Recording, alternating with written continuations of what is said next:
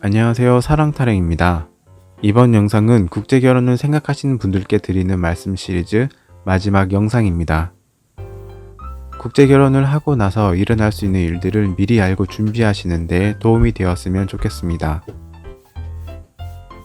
외국인 남편을 염두에 두고 계신 분들도 계실 텐데요.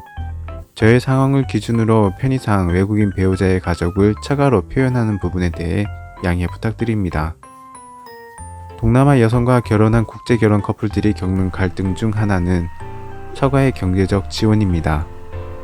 자녀로서 부모님을 섬기고 부양하는 것은 마땅한 일입니다. 다만 한쪽만 지나치게 지원을 하거나 형편 이상으로 지원을 하려 한다면 문제가 될 수 있습니다. 제가 생각하는 가장 이상적인 방법은 처가의 처한 상황에 맞게 필요한 만큼, 본인의 능력이 되는 만큼 지속적으로 지원할 수 있는 범위 내에서 지원하되 처가뿐 아니라 친가에도 공평하게 동일한 생활비를 지원하는 것입니다.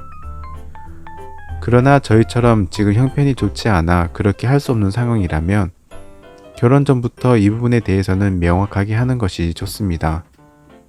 간혹 결혼 전에는 처가에 이래저래 적지 않은 돈을 쓰다가 결혼 후 지원을 끊어버리는 경우가 있습니다. 물론 미리 계획되고 양해를 구했던 일이라면 문제가 되지 않을 테지만 분위기상 그렇지 않은 경우도 충분히 있을 수 있습니다. 그리고 이것이 차후 부부 갈등의 주요 원인이 되기도 합니다.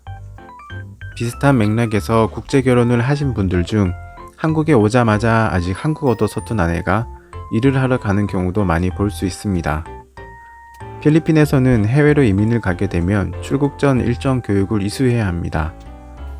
저희 아내가 한국에 들어올 때 함께 교육을 받았던 사람들도 대부분 한국에 들어온 지 2달도 되지 않아 직장을 구해 일을 시작했습니다. 맞벌이는 어느 가정에서도 흔히 있는 일이고 어쩌면 선택의 여지가 없는 경제활동이기도 합니다. 다만 서로에 대해 깊이 알지 못하고 결혼한 커플의 경우 한창 신혼의 달콤함을 보내며 서로를 알아가야 할 시기에 맞벌이에 지치고 남편보다는 일터에서 만난 자국민들에게 더 의지를 하는 경우도 생기게 됩니다. 그 결과 건강한 결혼 생활이 힘든 경우도 심심치 않게 보게 됩니다. 30대 초반에 베트남 여성과 결혼한 친구가 있습니다. 친구는 처음부터 아내에게 일을 시키지도 않고 처가의 경제적 지원을 하지 않는다는 전제로 결혼을 하였습니다.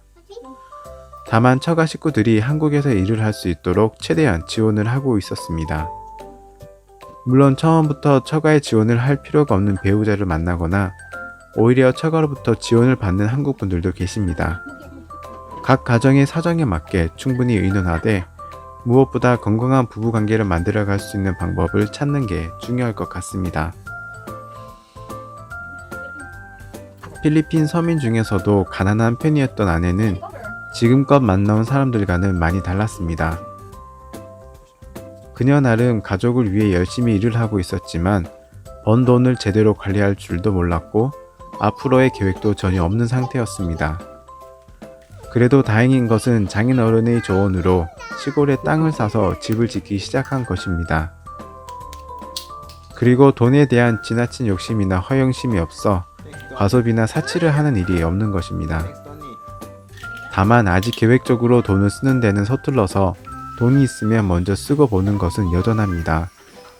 그래도 남편이 벌이가 좋지 않은 이런 때에 있으면 있는 대로 만족하고 없으면 없는 대로 불만을 가지지 않고 함께 아껴 쓰는 그녀의 씀씀이에 정말 감사하고 있습니다.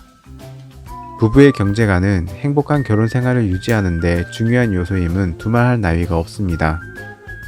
결혼 전에 데이트를 하며 작은 생일 선물이나 가족 선물을 통해 아내와 그녀의 가족의 경제관을 미리 알고 조율하는 것도 도움이 될 수 있습니다. 어느 나라든지 마찬가지지만 환심을 사기 위해 처음에는 무분별한 선물 공세를 하다 결혼 후 태도를 바꾼다면 이후에 더 많은 갈등을 일으킬 수 있으니 길게 보고 준비할 필요가 있습니다.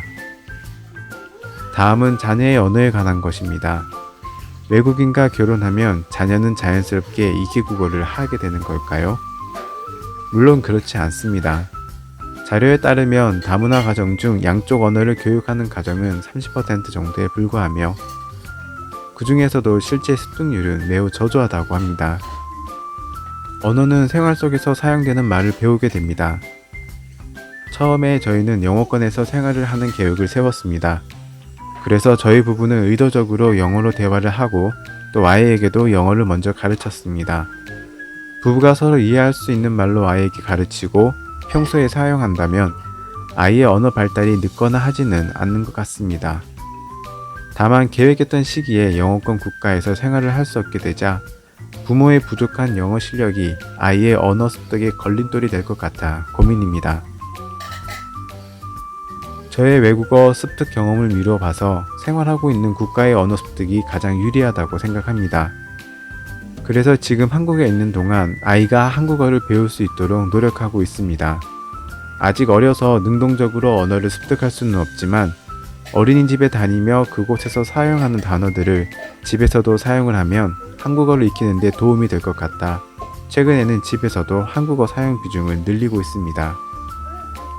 다문화 가정의 아이들의 언어가 다소 느린 편이지만 결국 성장하면 대화하는 데 지장이 없는 게 사실입니다.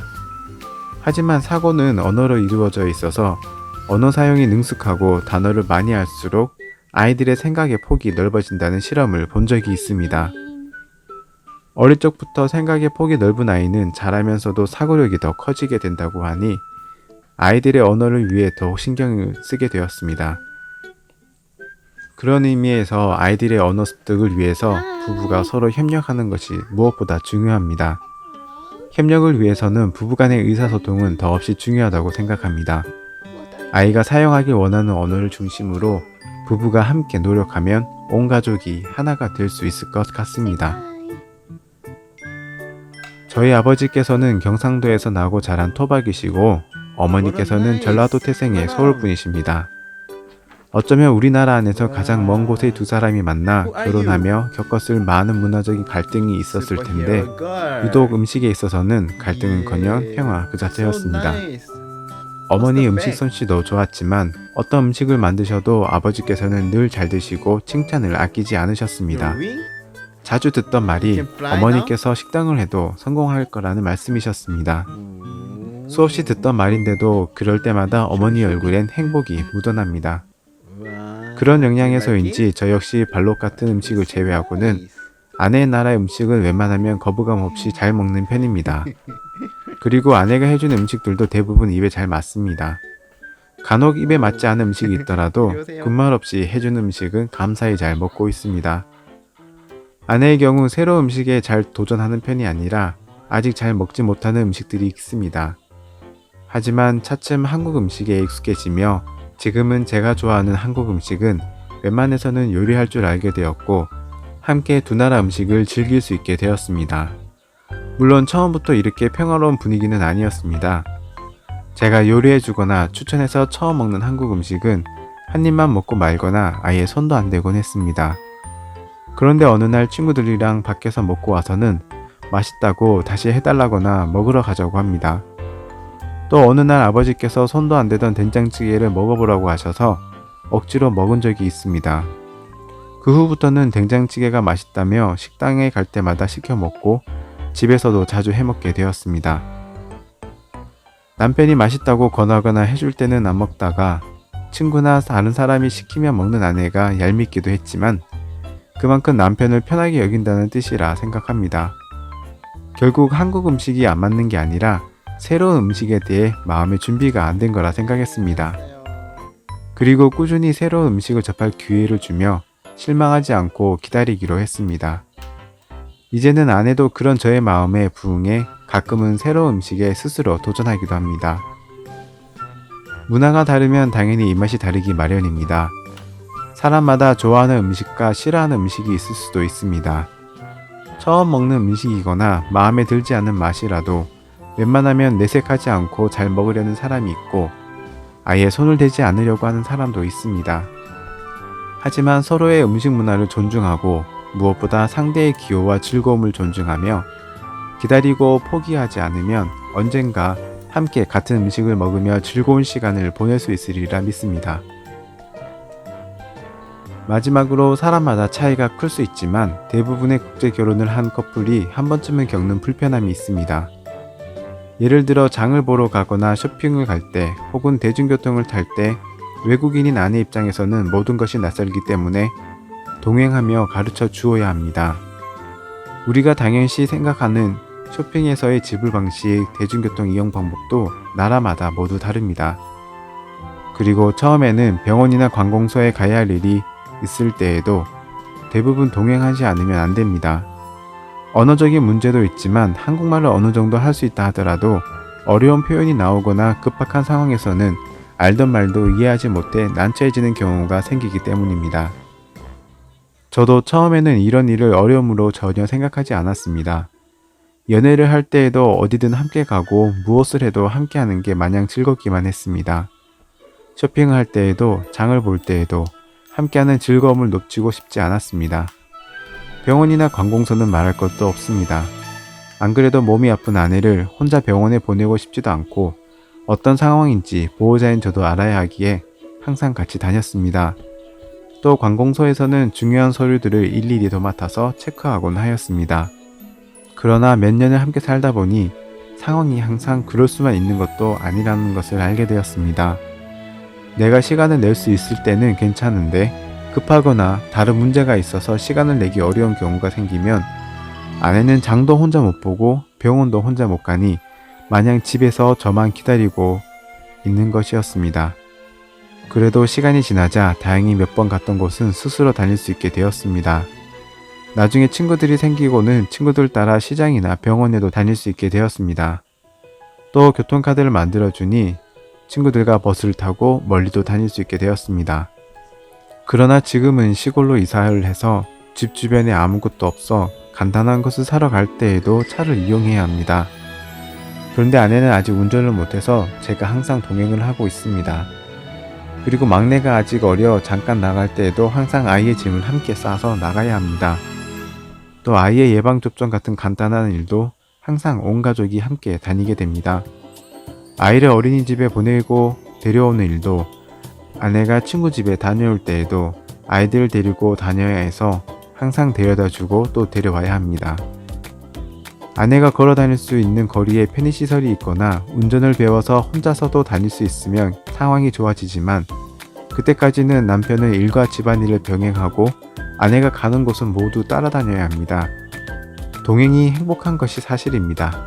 하지만 언제든 컨트롤할 수 없는 상황이 발생할 수 있기 때문에 미리 대비를 하시는 게 좋습니다. 이번 영상에서는 국제결혼의 어려운 점을 주로 다루었습니다. 이러한 어려움이 있더라도 행복한 결혼 생활을 하고 있는 국제결혼 5년차 사령타령이 국제결혼을 생각하시는 분들을 위해 조금이나마 도움이 되셨으면 하는 마음으로 영상을 준비했습니다. 국적을 불문하고 무엇보다 사랑하는 사람, 평생을 사랑할 수 있는 사람을 만나 모든 어려움을 사랑으로 해결해 나갈 수 있길 기원합니다.